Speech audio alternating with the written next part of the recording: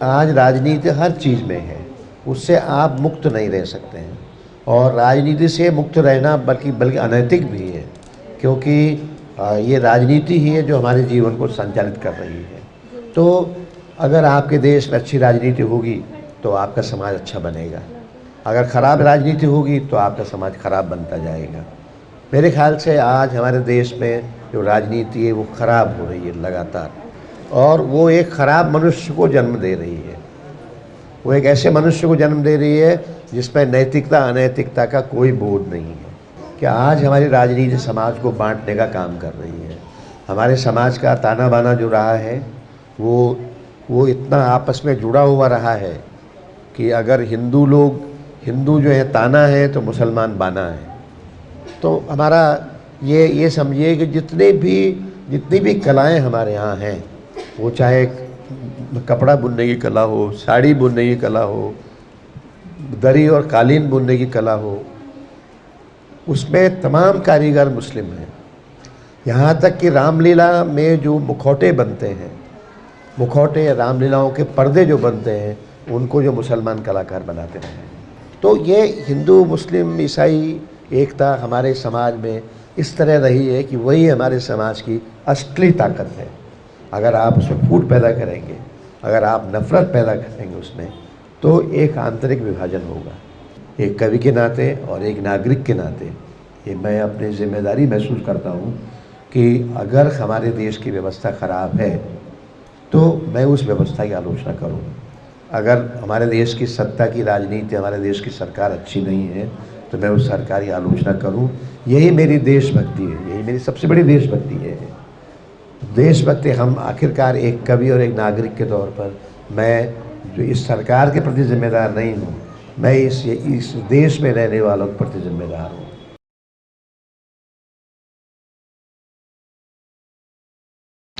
संकट मोचन मंदिर बनारस के महंत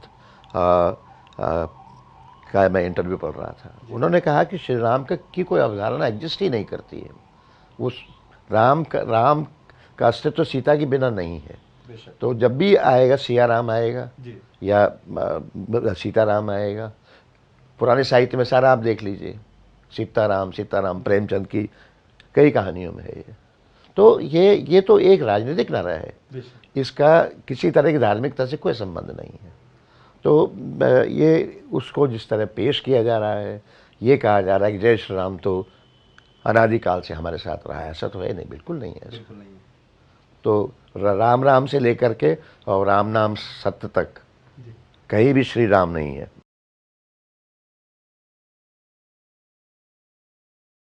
तो हिंदी का लेखक आमतौर पर मृत्यु के साथ ही जो अखबारों में जगह पाता है, ये इतनी बड़ी विडंबना है।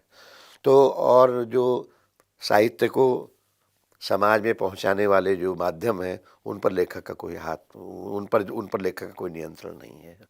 तो एक लेखक एक बहुत अल्पसंख्यक है वो एक हाशिए पर पड़ा रहता है। और दूसरी भाषाओं में इतनी बुरी हालत नहीं है, लेकिन वहाँ भी कोई ऐसी बड़ी भूमिका बन पाई वो लेखकों की, वो ये नहीं है। लेकिन थोड़ा बहुत भूमिका है, और थोड़ा बहुत क्योंकि वो समाज में मलयाली समाज या बंगाली समाज या तेलुगु समाज जो है वो अपने लेखकों कवियों को पहचानता है। हाँ, तो शायद बंगाल में कोई व्यक्ति ऐसा नहीं होगा जिसको रविन्द्रनाथ की एक दो पंक्तियाँ नहीं आती होंगी, लेकिन हिंदी में ऐसा तो एक भी व्यक्ति हिंदी में ऐसा नहीं निराला के बारे में सबको पता हो। तो एक बड़ी विडंबना है हिंदी की है। और सबसे बड़ा दुर्भाग्य ये है कि हिंदी जो सबसे अधिक लोगों की भाषा है, कई ये कह रहे हैं 50 करोड़ लोग उसको बोलते हैं, लेकिन उसका जो लेखक है वो न तो लेखन के बल पे जीवित रह सकता है और न उसकी आवाज़ समाज में पहुंचती है। हालांकि उसके बावजूद वो आवाज़ उठाता रहता है।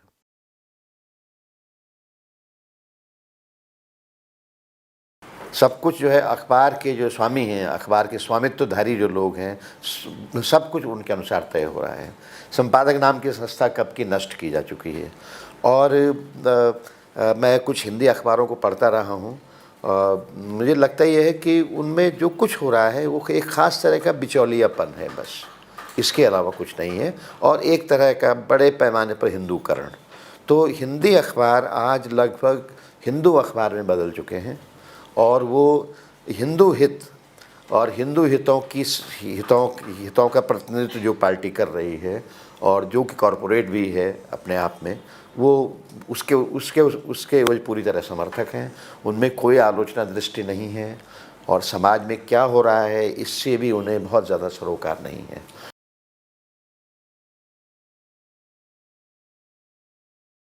रोज़ कुछ भूलता कुछ खोता रहता हूँ।